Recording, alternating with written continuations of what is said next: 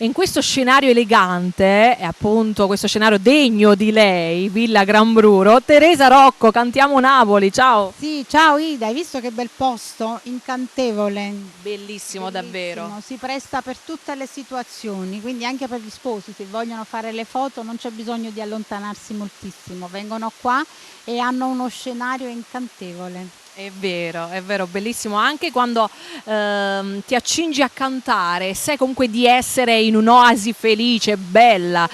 Sì, oh, l'occhio vuole la sua parte, per cui è importante. Poi Alfonso fa sempre le cose come si deve, per cui non possiamo che dirgli grazie come sempre.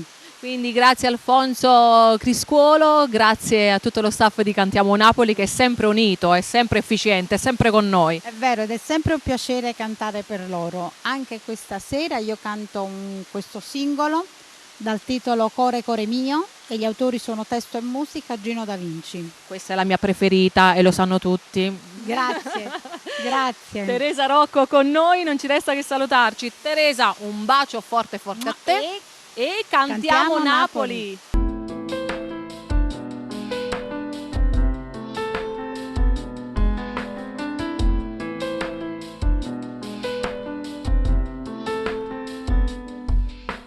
E se ne va senza te, una sera sto male, mi sento vacante perché non ci stai. Tutti i momenti più belli su fotografia, stampati intamente che non si cancellano. Come ti scordi che sia vita mia, sei tu. E torno ancora per strada, dove ci hanno incontrato, non so che io stessa, se tu non ci stai. Che la panchina rocora, dove noi ci giuravamo amore per sempre, si sente più sole me. Non saccio vivere se tu non stai con me. Cora mia che posso fare se ne sono innamorato ancora. T'hai portato tutte cose mie, ma t'hai scordato ancora. Cora mia sei stata sempre mia e non voglio nada. Solo tu sei stato bello vero che ci ho conosciuto.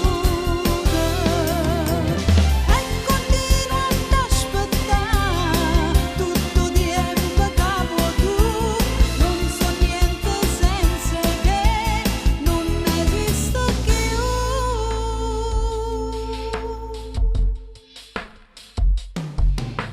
Giorno che corrono con mano treno, cercando una stazione robena e non la trovano. Ma non si arrenna a sperare